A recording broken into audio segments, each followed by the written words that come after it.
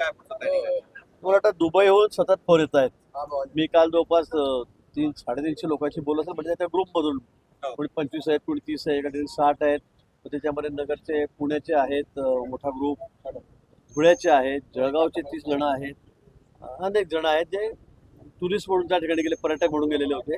आणि युद्ध सुरू झाल्यामुळे विमान सेवा बंद झाली, त्यामुळे त्या ठिकाणी अडकलेले आहेत. त्यांच्याशी आमचा संपर्क सुरू आहे. आज सकाळपासून मी जवळपास 15-20 ग्रुपशी बोललेलो आहे. ते आहे त्या ठिकाणी सुरक्षित आहेत, हॉटेलमध्ये त्या ठिकाणी आहेत. काही अडचणी होत्या त्यांच्या हॉटेलमध्ये, तर राहण्याचं जे बुकिंग होतं एजंटने केलेलं ते संपलेलं होतं. तुम्ही काळजी करू नका. काही म्हणले आपले पैसे नाही आहेत, तर ती व्यवस्था आम्ही त्या ठिकाणी करून देऊ.